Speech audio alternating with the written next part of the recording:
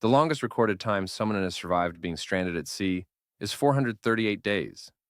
But imagine spending over 370 days on a boat filled with every kind of animal, watching the entire world disappear beneath the waves.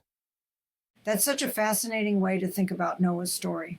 The psychological impact of being the only human family left alive while witnessing such complete devastation must have been overwhelming.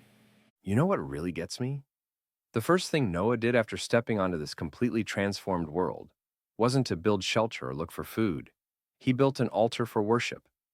That shows incredible spiritual perspective in the face of total upheaval. Hmm. And the text uses this beautiful anthropomorphic language about God finding Noah's offering a pleasing aroma. It's such an intimate way of describing divine satisfaction. Well, speaking of details, the timing recorded here is remarkably precise. Like, we're talking 40 days of rain, then 150 days, waiting for the waters to recede. That's nearly half a year, floating on what must have felt like an endless ocean. So, what do you make of Noah's systematic approach to testing whether it was safe to leave the ark? The whole sequence with the birds seems so methodical. Oh man, that's exactly what fascinates me about this story. Noah combines deep faith with practical wisdom. He sends out a raven first, smart choice since they're scavengers who can survive on floating debris. Then comes the series of dove releases, each giving different information about the Earth's recovery.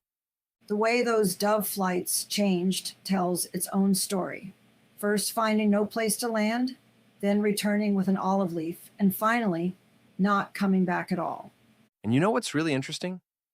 Throughout this whole process, Noah waited for explicit divine instruction before leaving the ark, even after seeing dry land. That's like, well, imagine seeing your destination through the airplane window, but not being allowed to unbuckle your seatbelt yet. That patience really paid off, though, because what follows is this incredible covenant, actually, the first explicit covenant we see in Scripture. Right? And here's what's profound about it. God acknowledges that human hearts remain inclined toward evil, that the flood hasn't fundamentally changed human nature, yet he responds with extraordinary mercy. It's like a parent who knows their child will make mistakes, but promises to keep loving them anyway. The rainbow as a covenant sign is such a powerful symbol. Whether or not rainbows existed before the flood, God gave this natural phenomenon deep spiritual significance. Um, Here's something wild about that rainbow symbol. Both Ezekiel and John, in their prophetic visions, saw God's throne encircled by a complete rainbow, not just the partial arc we see from Earth. It suggests we're currently seeing only a fragment of God's glory. That really puts our limited perspective in context, doesn't it? Just like how Noah couldn't see the full picture of God's redemptive plan through Christ, but trusted anyway. And you know what makes this story so relevant today? When we face our own versions of stepping onto flood-changed ground, maybe losing a job or moving to a new city, we can follow Noah's pattern. Trust, wait, obey, and praise. Like that quote from missionary Adoniram Judson: the prospects are as bright as the promises of God. Even in devastating circumstances, hope rests on God's character. Well, that's what I find most compelling about this ancient story. It's not just about surviving catastrophe, it's about maintaining faith and worship, even when everything familiar has been washed away. Noah's example shows us that faith often involves patient waiting while maintaining an attitude of worship.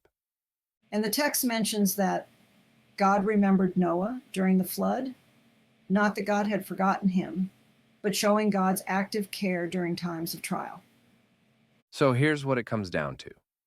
Whether we're dealing with global challenges or personal transitions, the same God who preserved Noah through the flood remains faithful to his people in every generation. That's why this story still resonates so powerfully across millennia.